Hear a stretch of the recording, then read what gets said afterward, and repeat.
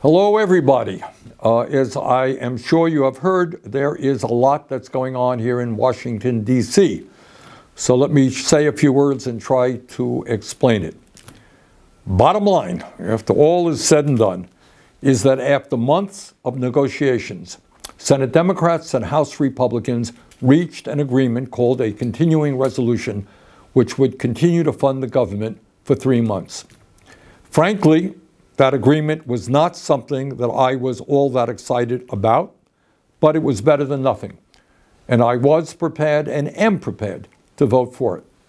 And one of the reasons is that it contained a reasonable increase in funding for primary health care, something that I feel very strongly about and that my committee, the Health, Education, Labor, and Pension Committee, is responsible for. And given the enormous crises that we're facing in healthcare in this country today, it really would be of help to many millions of Americans.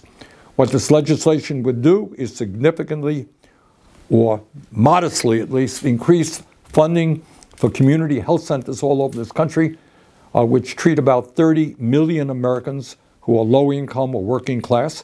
And it would also increase the number of young doctors who go out into rural America and also into underserved areas. That is where we need the doctors and the nurses, and that's what this legislation would do. In any case, within the House of Representatives, the Republican House, and the Democratic Senate, there was widespread agreement on this resolution, and it was just about ready to be passed. In fact, the Republicans posted it on their website. We were ready to go. But then, out of nowhere, the wealthiest man in the world, Elon Musk, began tweeting his opposition to this legislation. In fact, he was very blunt about it. He told Republicans that if they voted for this proposal, which they had already agreed to do, he would take out his wallet and spend as much money as it took to defeat them in primaries and drive them out of office. You got that? Take a deep breath and appreciate what's going on here. The wealthiest person in the world, who spent at least $277 million to elect Donald Trump in a Republican Congress, has now claimed complete ownership of that party. And what he is saying is, hey, Republicans, forget your constituents, forget your constitutional responsibilities. If you don't do what I, Elon Musk, want you to do, you're out of office. And I have the money to do just that. My friends, what we are looking at here has nothing to do with democracy. What we are looking at here is oligarchy. This is up and up. Government by the billionaire class for the billionaire class. And by the way, Musk is not only trying to intimidate Republicans, he is trying to inject himself into the Democratic Party as well.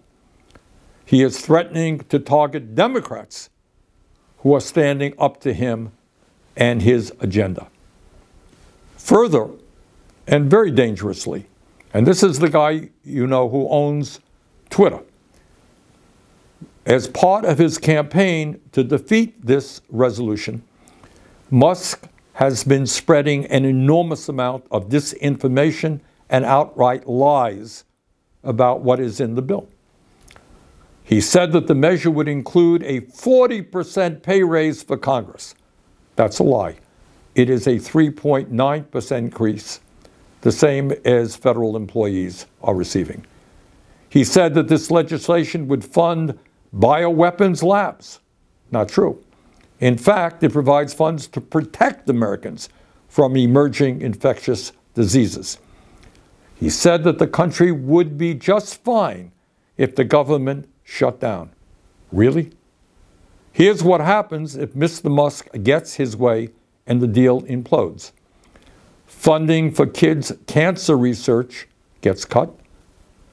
At a time when we are already paying the highest prices in the world for prescription drugs, pharmaceutical middlemen will be able to continue to overcharge you for your prescriptions.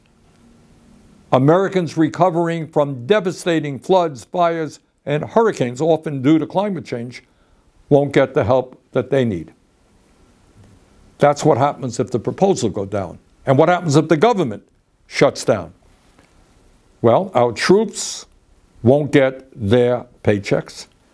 Nearly 7 million women and children who rely on WIC nutrition assistance could go hungry. And 2 million federal government workers, some of whom don't make a whole lot of money, won't be getting paid. Now let us be very clear. Elon Musk was not elected to be president of the United States. In fact, he was not elected to be dog catcher. And by the way, what all of this hoopla is really about, above and beyond everything I'm talking about, is that when Trump and Musk come into power in late January, do you know what their first order of business will be? You think it'll be to fix health care? You think it'll be deal with climate change? Deal with homelessness? Well, if you thought that, you're dead wrong. Their first order of business will be to provide massive tax breaks for the wealthiest people in this country and the largest corporations. So think about it. At a time of unprecedented income and wealth inequality, when Musk himself is worth almost $500 billion, what these guys want to do is give more tax breaks to billionaires and the heads of large corporations. So where do we go from here? Let us understand the gravity of what we are dealing with. This is not politics as usual. This is not just Democrats versus Republicans, conservatives versus liberals or progressives. It's much deeper than that. What we are dealing with right now is that the billionaire class, which owns so much of our economy, which owns so much of our media, they are now moving aggressively to own our political system as well. So we got a lot of work in front of us. We've got to educate, we've got to organize, and we have got to stop them. Thank you very much. Have a great holiday season.